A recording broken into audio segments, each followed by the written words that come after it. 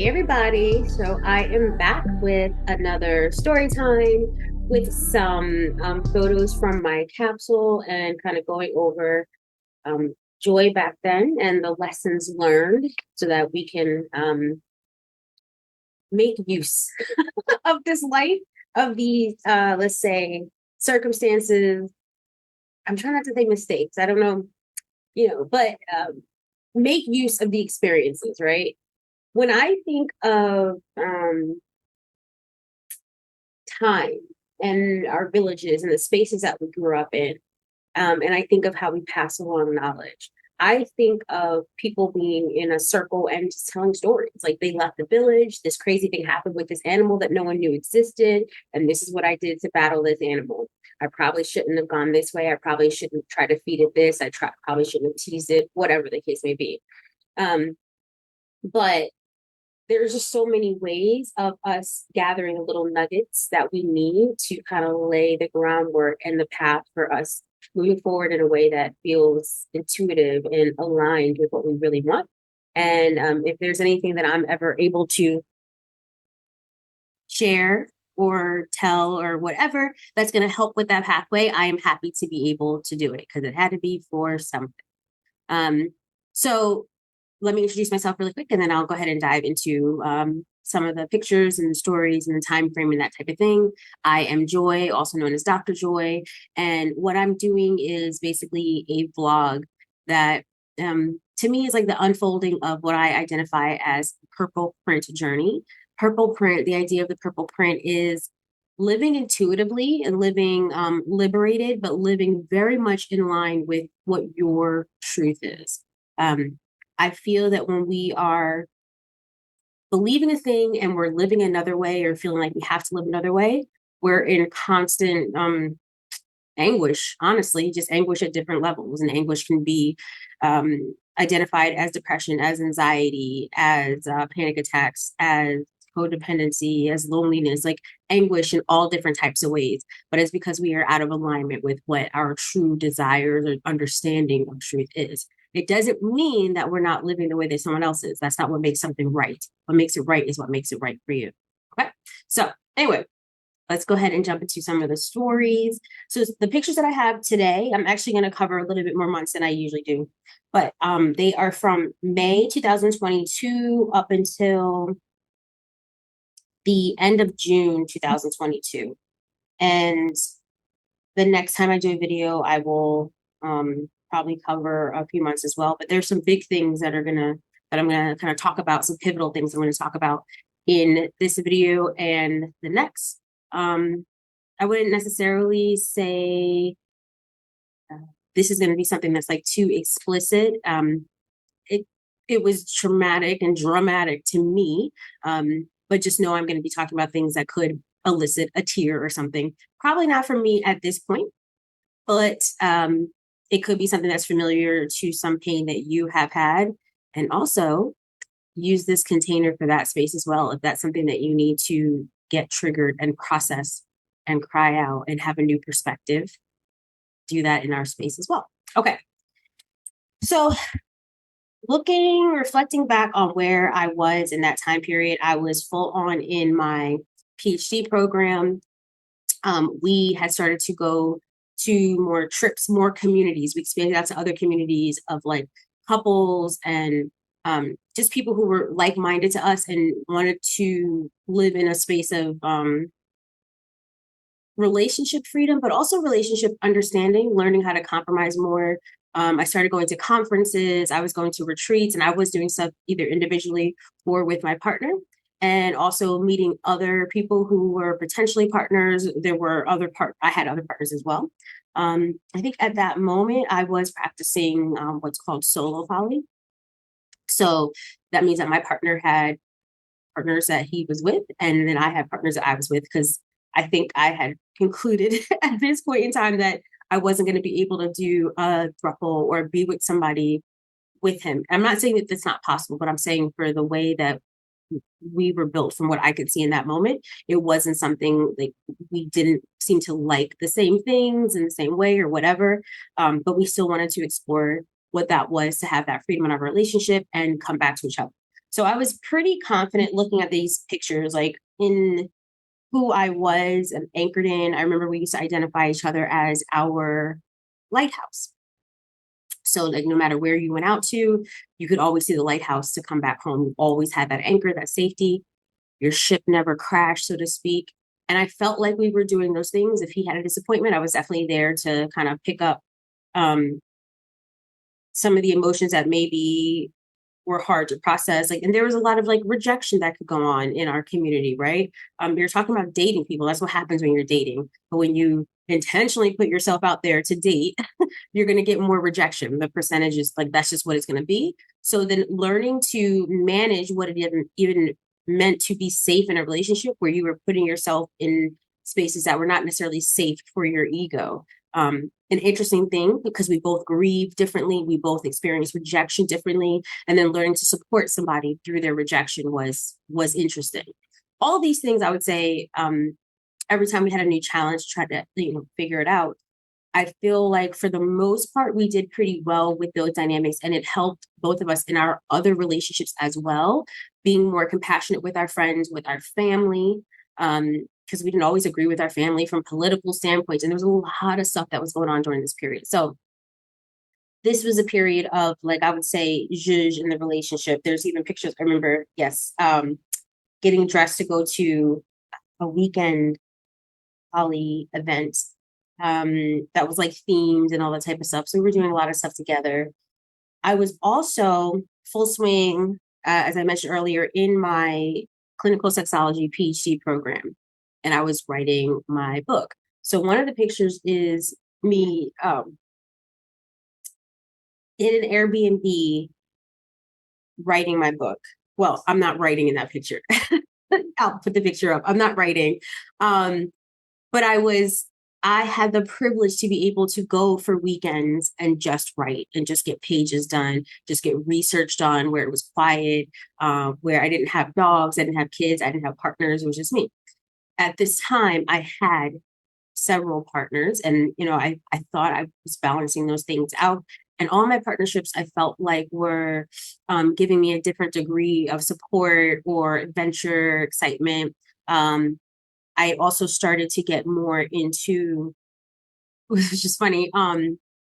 Okay, so I started to get more into editing of videos and things like that because I was actually sending these videos every Sunday to all my partners that I would make individually for them.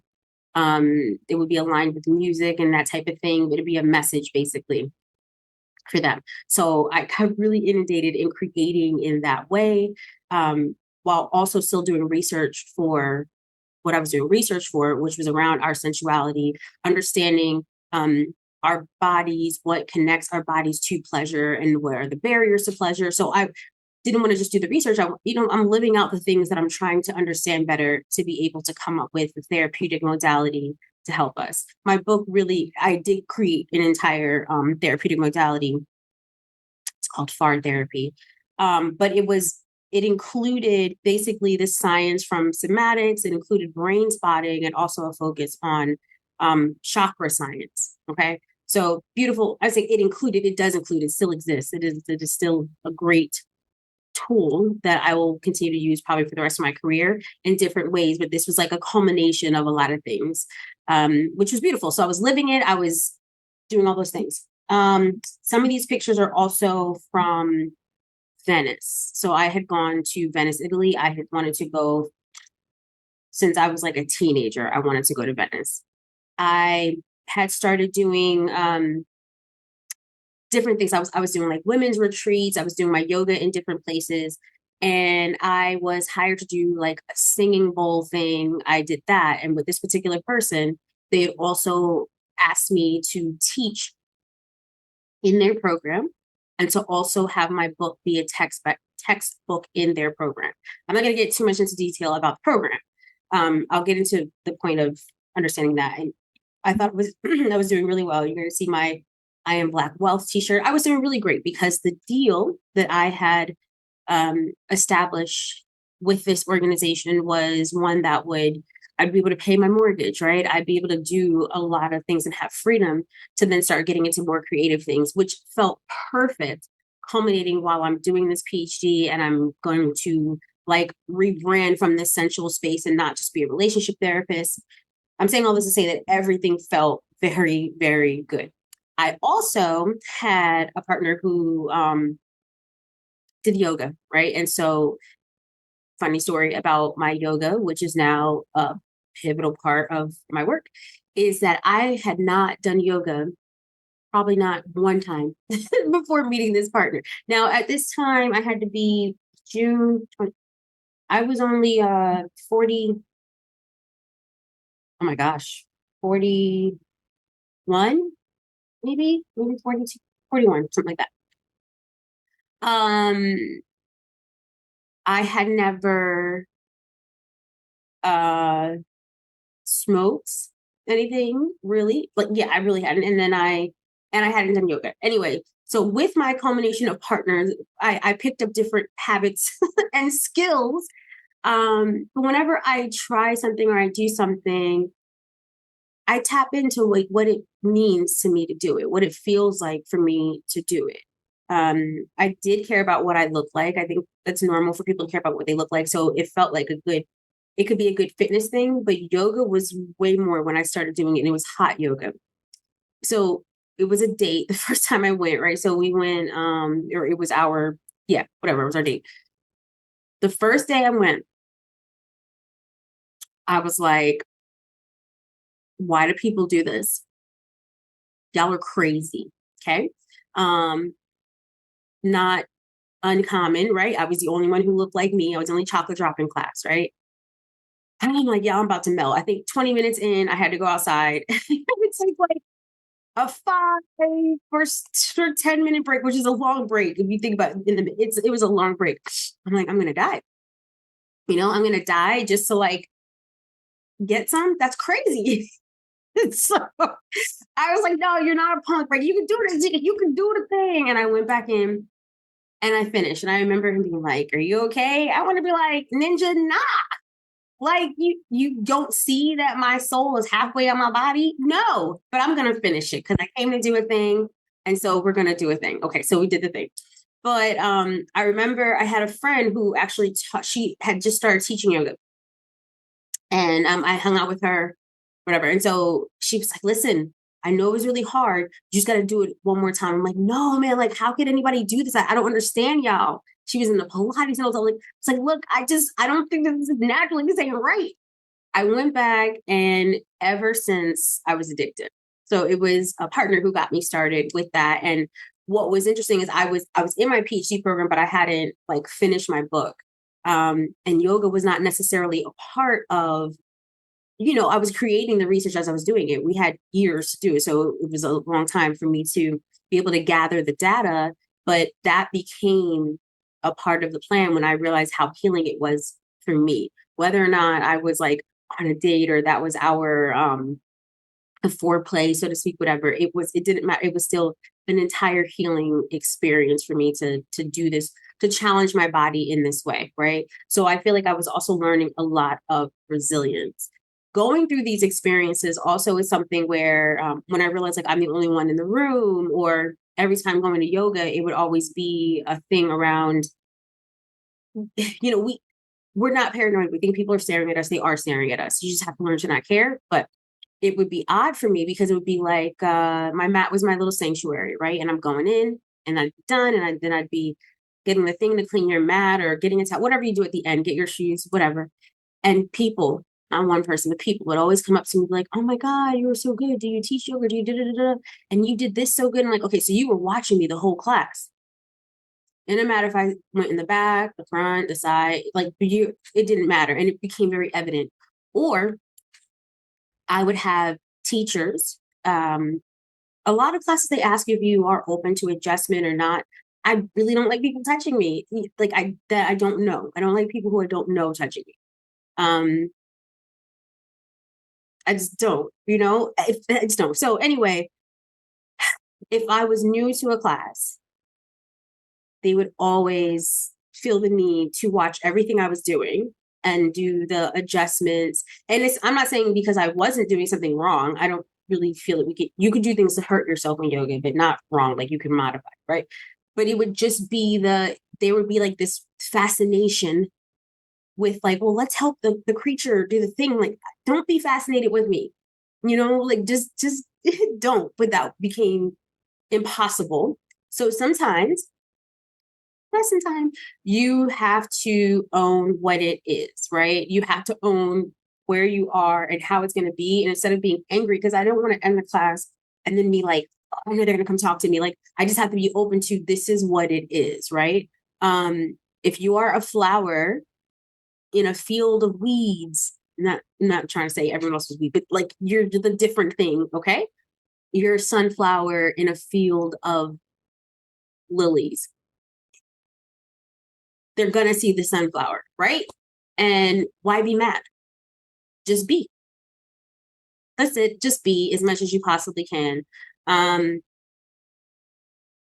that took practice, but it also tapped me into wanting to create a space that was just for us to not be looked at in these ways, to not be like identified as, I don't know, what's the word I'm trying to think of? Fetishized, or I don't know, just eyeballs, right? And it takes time to really drop into your body, to forget where you are and forget eyes. And but that is how much I really did not notice people looking at me. I never caught people looking at me because I never looked at people.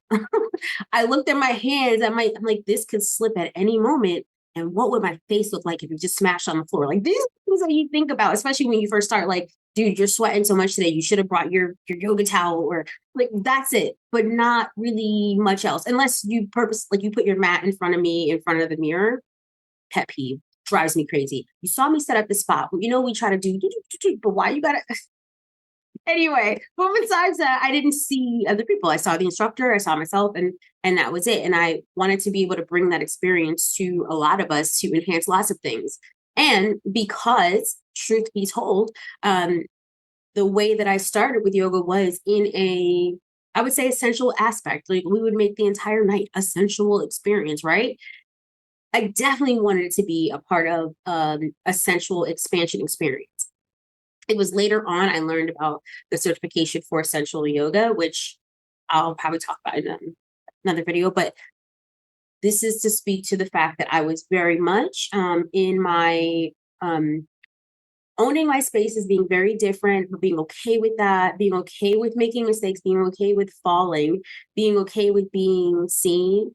I think a lot of times we have the thing like, I never get seen. We're always pushed aside, and that's not necessarily my experience of not being seen. But even being seen is not sometimes great. Sometimes people see you in Target, but in yoga, I will say I never felt targeted.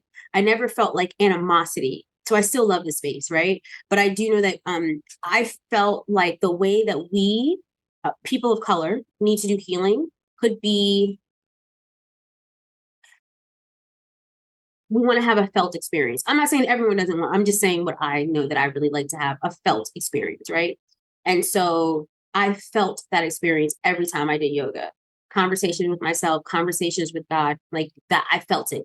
And I want more of us to be able to have access to feeling these things instead of the barriers of people calling stuff weird or making like this is just for white people or blah blah blah. Like, just let's cut the things that are a part of our little matrix that are literally created to prevent us from the type of healing that you deserve to have, to keep you in a spinning space of suffering, reacting, and then needing more resources from the suffering and the reacting instead of like being your own resource. So, okay, that's it. So I was there, and I think, going to Venice, I went with my partner. And at this time, like I said, there was a deal that was on the table that I was doing around my books. So what I had done, because the books had to be in wherever it needed to be by a certain date. So I went ahead and I ordered the books. It's 6,000 books. I went ahead and ordered the books, and I had it shipped. This was probably the last picture. Oh my gosh, it was like a clock in the back, but I remember it was like time's up.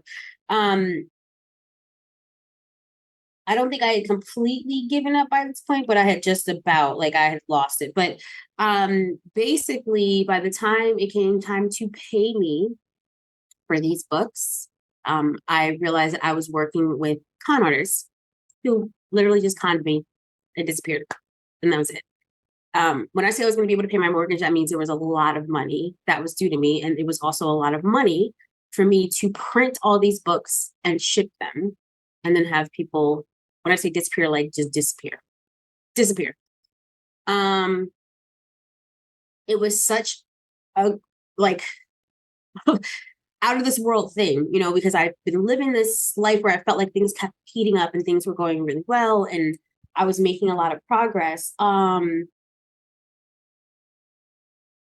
was doing really well at work, right? More and more groups are being created and I had an even flow. I knew what my income was going to be every month. I knew what I was able to afford. I think at that point, even my publicist at the time had found me because of things I was doing lives. I was doing a lot of stuff, right? And started to work with me at that point. I still work with my publicist to this day. I love my publicist. I'm going to put her information, the company's name in the description, because if you are looking for somebody who actually, a group of people who actually care about what you care about, not that they just care just because you care. That's why you get, it's like a curated experience. Everyone's not going to be picked for this, but if you are aligned to work with them, they're going to really work with you, really showcase you and not ask you to bend and mold something else. You know, you're connected with different people on your path because of who you are, not because of who you can pretend to be or what you can replicate. It is just because of who you are. So very grateful. So all this was happening, right? All right. So when it got to, like, there were different things, different conversations that were going on that were like straight up con artisty. I'm not going to make this whole episode about all the different things, but when I say like it was long con game stuff, the conversations I had in my mind that a friend of mine was dying. I mean, they did a whole lot of stuff.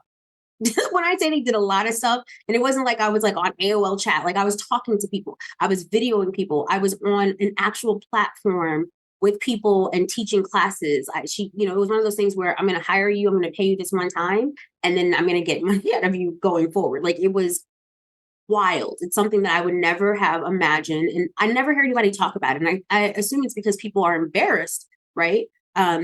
I was at like $40,000. I had to print these books, but I'm thinking I'm getting all this money in, I'm going on trips and doing all this stuff. And all the while, I talked about in my last video, my partner's doing like this weird stuff. And then it became even weirder because the more popular I got, the more I was on the scene, the more I was really doing my work, right? The more people were trying to enter into our relationships. This is also a time on an online platform for friends, right? I actually had people who were swiping on me, women who were straight, okay, who were swiping on me, being like, I just felt like, even though I'm straight, I just wanted to be like, I had to meet you, and da da da da da da. I later understood, you could call me naive, because again, I've never encountered anything like this, that people probably knew me and knew my partner, right, had seen me and wanted to get close enough to me to actually be in my life and do whatever nonsense really that they were going to do, right? So there are people around me who knew each other who pretended not to know each other. It's like, but stuff. But I do remember one of the most significant things that was going on. Like I said, I had several partners at this point. So I felt like I had people I could tap into with this and kind of stay mentally afloat. There was a point where I had realized, like, oh my God, I have kind of lost everything. I lost my savings. I lost everything. Everything is gone. What am I going to do? Right? Like, I have kids. I have a house to take care of. What am I going to do? I was not able to rely on my partner at really in any way. And it felt so weird because it was like, oh no, I'm not doing great like I was before. And almost like my partner looked at me like, ew. you're not doing great. Like, what am I doing here? Like, what the hell? I can go to other people who are great. Okay. Um, so I remember having, I guess you could maybe even call it a panic attack, to the point where I like fell out on the floor in tears, realizing like, oh my God, these people have literally conned me. Like this is crazy. And I can't call the police. I can't call anybody. Like, what am I gonna do? And my partner calls my sister and it's like, Joy's on the floor and she's saying something like, oh, we're gonna have to probably call and get her like Baker Act or something like that. If you guys don't know what it is, like, once you lose your mind, you get put under an evaluation, like a psychological evaluation, that type of thing, right? And I'd never gotten to that height before of like, this is my world is like, oh my God. Um, but what was so distinct about it was he's talking to my sister. I'm on the floor. I'm literally on the floor. He's talking to my sister. At no point did my partner like come get on the floor with me. He didn't touch me. He didn't touch me with his foot. He didn't pat me. He got off the phone. He's like, all right, well, I got to go to work. Now, you would think that I was this person who was always like, oh my gosh, she's so dramatic. I didn't even cry. This man hardly saw me cry. Okay. Not that I'm not a crier. Like, I'm a crier. I am actually pretty sentimental about, like, I could cry at a Hallmark thing. Like, but I didn't, like, cry, because typically I was good. And it almost felt to me at that moment, and I had spoken about my partner probably being jealous of me for quite some time. Um, um, it felt like he was almost a little bit satisfied, like, well, you finally get to come down to earth with the rest of us. It's like, wow, look at you, all ruined and stuff, going to work. Wow. We did not break up right at that moment. We didn't, because everything felt very unreal. And I had invested so much in my relationship, in my growth, in my identity, even as a person with an open relationship and all those things, right? Um, reflecting back on it, he had entered so many different species, specimens, extraterrestrials, criminals, whatever, into our lives through this network of meeting people, which could be a healthy thing, but that it wasn't made. Um, oh, okay. It wasn't made a healthier, safe space for me. Okay. So it's like everything exploded. I remember at some point in time, I got a migraine that was so bad, like, and it came on like that my head felt like it exploded. And then this is all kind of around the same time period of like, because I'm going crazy, waiting for this money to come, waiting for me to be able to pay this and that, whatever.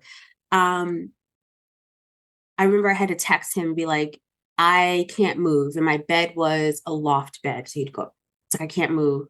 And he called me to ask me, like, what's going on? I'm like, I couldn't pick up because I couldn't talk, right? Like, I felt like I was having a stroke.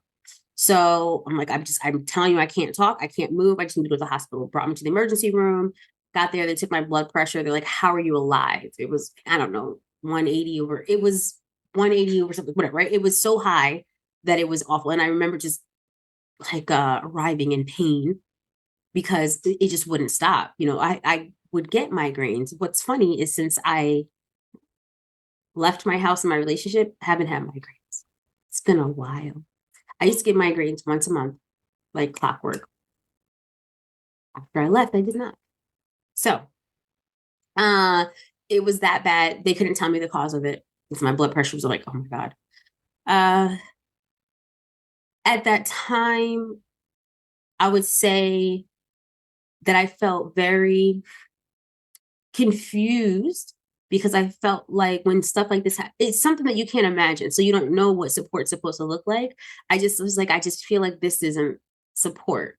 But if I was always the one who was of all my friends and my family, I'm having a reflection now, who was the financial resource, who was the one that you would borrow from, right? Who could help me? Thinking about that now, as I continue to build my tribe, my found family, there is something to be said about birds of a feather flock together, and who you have around you. And if I'm more successful than everybody around me, then what am I doing? Because the thing about it is, there was only the option of people coming into my life and either trying to elevate with me, like learn with me and elevate with me, or only trying to keep me where they were because they felt like they couldn't elevate, right? And so I ended up getting a lot of that. People who I felt like this is a person who understands the grind, but it was a lot of gaslighting that was going on. A lot of, if your partner is jealous, and my partner was friends with all my friends, like I didn't keep anybody away. They're gonna figure out a way to exact or to show or to manifest this jealousy, right? And it manifested in all my relationships. My finances was something where it's like, once I was put in a position where I felt like I couldn't survive on my own, everybody who should have been and could have been support was like, poof, be gone. And like things just kept happening, like crazy things kept happening. I'm trying to think. But with that thing, it was, do I talk about this on social media? Because this person who supposedly I was working with was someone who was connected on social media, but they disappeared. They just disappeared. And I don't know what the conversations were in the background with people coming to me, but because I had called attorneys, I did what I could. Excuse me. It was clear that there wasn't much that I was going to be able to do other than feel stupid. So why talk about it? I had people like, oh my God, the gaslighting, being like, at the time, my sister, now I realize like that was a whole thing that they were building up to, like, oh, Joy's lost her mind. When I was talking about it, like, this is what they said was going to happen. I have to wait for this. And then, the transfers happening here. My sister specifically being like, oh my God, you sound like you sound crazy. You sound you sound like you're crazy. Out of nowhere. Like, this is stuff that would be said to me randomly. My partner, I remember, like, trying to convince me that I was bipolar and I should take medication. Like, I mean, when I say this stuff would just come out of nowhere, especially if somebody was called out on something like, well, that's not right. Why would you do that? I think that you're sensitive, or I think that you're crazy. Like, what? A lot of combined forces to be like, you're absolutely nuts. Like, I have a pretty good grasp on reality and on my mental health. I really do. But when you're in a space where people are kind of trying to be in unison with the situation, and this is what was crazy, when all this was happening, this is when these like Bumble friends, or sorry, excuse me, these online friendship apps, and it would be people coming in a good amount, like, I want to be friends with you. I'm like, does this happen as an adult? Because all my research says it's the hardest thing to do is to make a friend as an adult. So what these friends? Am I blessed, or what's happening? Right.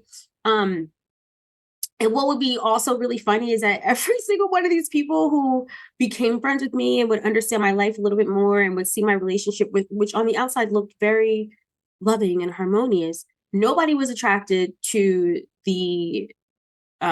to anybody who wasn't Black, basically, right? And my partner was not Black. They were not attracted until there came an opportunity for my partner to be a hoe behind my back, and all of a sudden they YT tribe it up.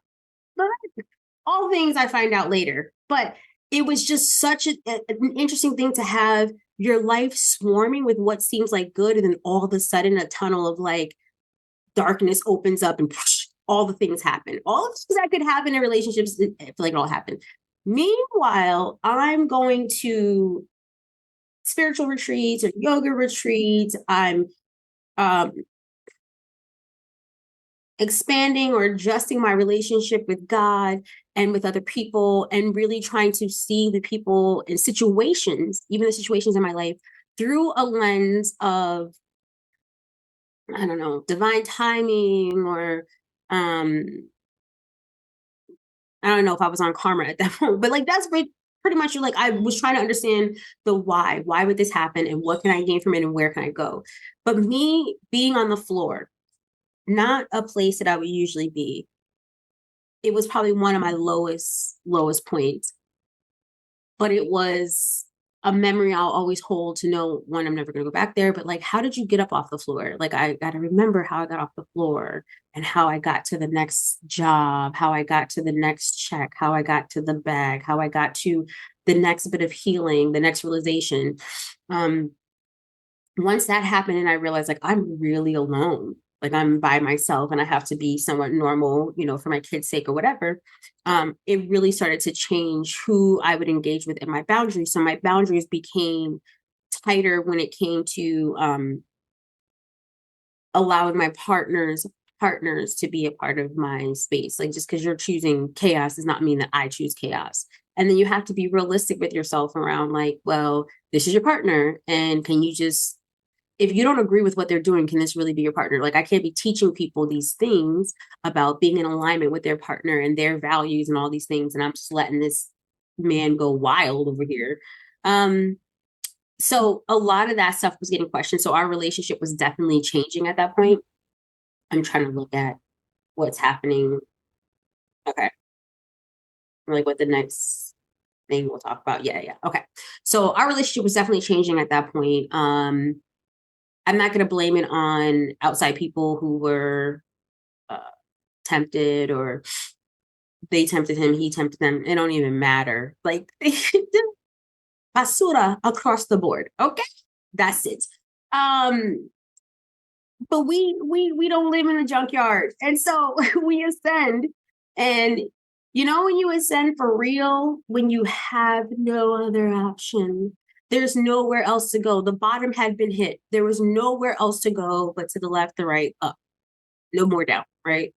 And at that point, I started to really get more into like, we're going to finish up this PhD. We're going to have this, we're going to write this book. We're going to live through another day. That's the thing about being in places where you've been abused, where you've been neglected, where you've been left. I will probably never go through my whole, like, this is the entire life story. I will never do that. But in different times in my life, I will tell kind of the different stories that have happened. But this is what I'll say: from being younger, people will never know who my mother was, how my family was, because I don't look like what I've been through, which is what fools people when they're like, ooh, this is good prey. You can't affect somebody who's lost everything already, right? I would say that my mother was probably my first abuser, but also the person who I had insane love for. Anyone who's ever been in a household like that might understand, like being with a single mother who is how they are, but they are your person. They're your life. They're the reason you eat. They're the reason you're dressed. Regardless of if you don't like how you dress or what you have to eat, it doesn't matter. Like, they are your source of air and all the things, right? They have the power, but you do love them. Like, you can't, that's not something you cannot do. You can hate them at the same time too, by the way, but that is your world. My mother was the only person who I hugged, like I would physically touch. And so when she passed, when I was 19, there was no one else to touch. Probably the next people that I hugged were like my kids, maybe in between a little bit. I mean, their dad, yes, before, but mostly no. And so you learn to adjust to the world that you're in, and you witness yourself sleeping in your car, like just be having crazy stuff happen. And then you witness yourself on the other side of it. You're like, oh, I'm not saying those things weren't awful, but like, look at that. I'm still alive. How about that? So when stuff happens later, we forget, like, you've been through stuff, like, no, it's never been like this stuff. But I think I was so in my materialistic bag, right? I still like material things, but it's not like that is not my God, right? But I was so in that bag that it felt like a devastation to not have it, because I think it was definitely a part of my identity to be doing well, to have whatever car I wanted, to live in the place that I wanted, It was a part of my identity to be lucky, to be blessed. My house, the way I got my house was because I first of all, I was told don't get a house right now. The market's bad. And the houses had gone up like from like, say, a month prior to when I got like 200,000 to 500,000 a house. Like it was going up drastically. And so we're looking for places, and my partner's like, no. Okay. How are we going to even get a down payment? Let me tell you something. I worked for the state attorney's office for 10 years, right? And we had a retirement fund. And when I left, I let them continue to do what they do with the retirement fund. Kind of forgot about it. I would go back and check every once in a while. And then there was a pin. And when I left in like 2000 and no, like 2001 maybe, right? Like it was a long time ago. Let me think. No, not 2001. My apologize. As my son was born. So it would have to have been 2011, excuse me. All right. Anyway, but when I left, had the thing, forgot about the thing, lived life. And then one day I was like, oh, let me check it. And it was years later. I was like, let me check my account, but you needed a PIN. And I could not remember my PIN. And in order to get the PIN, they had to mail it to the house. And I'm an impatient person. It is the truth. Right. And so it was one of those things where like, I don't feel like waiting. Never mind. I'm not going to call. I'm not going to do the thing. And you couldn't even do it online. Like you had to call them like, I got to wait on the phone. Forget about it. So I forgot about it again for years. When I was trying to get this house, I'm like, I don't know where I'm going to get this money from. Da, da, da, da, da. Man, I just ran. I was like, let me look at this account. Like it probably has, some $1,000. It had a lot of freaking money in it. Is what it had. It had a lot of money. And I bought my house. I was like, just very, and that's what I was known for. Like, oh my God, you get it done. Like, yeah, I get it done. But who are you without that identity of getting it done? Oh my God, what are they going to think? I'm a failure. I failed. I was tricked. I'm dumb. I'm gullible. Who else is going to try to trick me? Like, why would anybody even try to hire me? I'm so dumb. You know what I mean? They're like, you can't even put together when someone's lying to you. Like, you're a relationship expert. You're supposed to be able to read people, all those things. Yeah, no, I wasn't dumb, but I was highly manipulated, highly, highly. And to this day, I'll never understand exactly what was the purpose of all that. I feel like probably by the time I post this, I'm going to be in a different position again, because that is kind of what happens. I evolve, move to another space, but it takes me kind of accepting where I have been. But it changed what I valued in my persona, my personality. It changed what I saw as support, who I believed was my support, right? And it also changed my requirements for who I let in my life. Like you can't trust people. This is not the ramblings of like a paranoid person. I think that when you grow up, it's not you become paranoid, you become aware of the truth that there are different types of people in this world. There are people who, let's say, are for the most part good and they want to do good. And there are people who were good and something bad happened to them. And now what they know is to do something bad. And that's what they do. And I'm not here to save people. Like I'm here to be, right? And you might get some energy from us passing each other on our journey that is helpful or not. But people who are just on your journey and they are already doing bad, I'm not here to save anyone who's bad, right? But I'm also not here to be a lick. And the way that I fight, especially through this journey, what has shown me what I needed to do, like I could put energy into vengeance, into diving deep into stuff, right? Not to get all biblical on y'all, but it is what it is. Vengeance is mine, saith the Lord, right? So I leave vengeance with like my ancestors, my spirit team, my not me. If there's something that I need to identify and help out a system to prosecute this, that, or the other, sure, I will do that. But I'm not going to spend all my time being like, I know what you did, and looking you up and like trying to gather the evidence for the things, because I've seen miracles happen. I wasn't supposed to have the money to even get this house, and it was there. I always recover what I have lost or more, because I work in a way where I'm working with purpose. There's a reason for the things that I do. So when people kind of have me in a space of crashing out and not being able to serve who I serve, that's a problem. That's a problem on a bigger scale, right? It's not just about me paying this bill. It's about who was I supposed to impact today, but you did some nonsense and got in the way.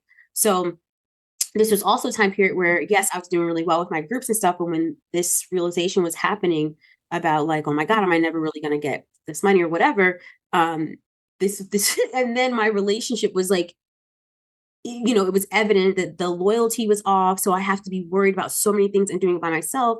This is me trying to present groups and like cry in between groups and, but get it back together and get hope. And because I still did have, partners and I still had, I felt like a bit of protection and things like that to get me through. I feel like I did pretty okay, but I did allow myself to take that time to fall apart and rebuild the identity in my mind of what was real and what fear really was and how helpful fear was and how helpful it wasn't. Everything that has happened and as to continue the videos has really just strengthened my relationship in terms of what I identify as like miracles or divine. It is only the fact that I've seen myself get up again, right? It's like, how? There was a time period, I'll say, I don't know if it happened exactly when it happened exactly, right? But there are people who have come through my life that it is very clear that they were sent to dig me up out of whatever thing I was in and help me remember love. Help me remember love, right? I definitely identify as being the embodiment of love and giving love and like very easily emitting love because all the other things that I grasp for, like, let me be afraid, maybe that'll help me. Let me be anxious. Let me be angry. I can visit there, right? But I can't stay. It doesn't fill me up. It doesn't fill my cup. It doesn't give me air to be angry. It takes my airway. It makes me weaker to be angry, to be hyper focused on the villain in the story, right? Probably the biggest takeaway that I got, and it took me, oh my gosh, so long, like months and months and months, really to get over this one, was not allowing others to take my power away and really remembering who I was. That at the end of the day, people can do things to me, right? But if what I cultivate within my bubble, in my world, is something that pours into me, it doesn't matter what you think you take from, like, so you took all the corn out of my field, but you didn't know that I had magic corn that will grow in 3 weeks. So it wasn't even necessarily just the money thing. And I'm still paying for this, by the way, like the damages and things like that. But what I did was I kind of recalibrated my life to be able to pay back what I had to pay back. Do I get it? Am I ever going to get it back? Am I ever going to? Probably not directly from these people, but I get back the things that I've lost constantly. Constantly. I do. I constantly get back opportunities that just come out of nowhere, right?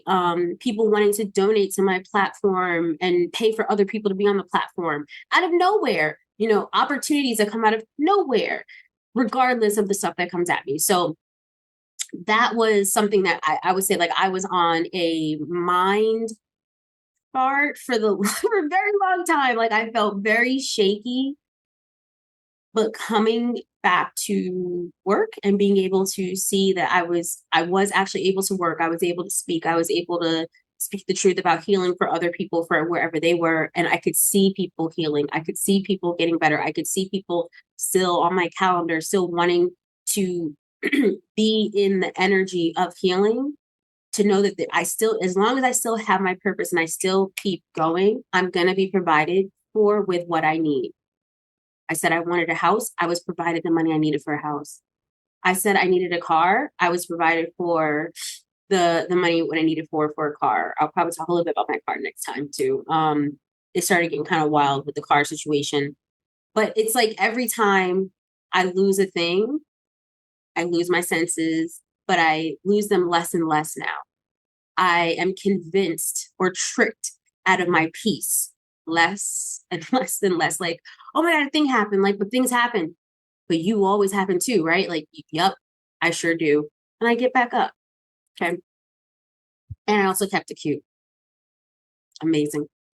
Okay. That is it for today. Just wanted to drop that one in there. I hope that everyone is having a beautiful week, day, whatever it is. The description box, check that out for any resources I have for this time period, going through things. Yoga was definitely something that anchored me, I'll say for sure. I continue to go to hot yoga, inside and outside of my relationships. Like I kept going into like, I turned it into a thing for me. But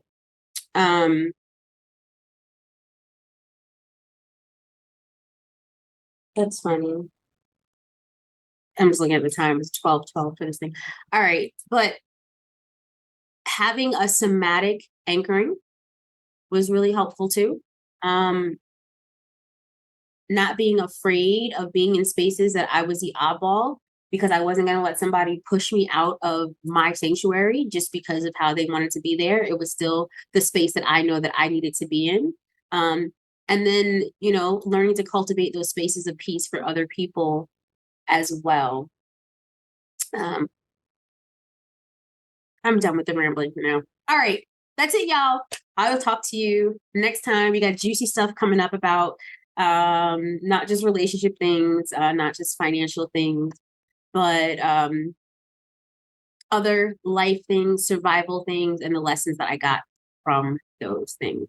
So talk to y'all later. Bye.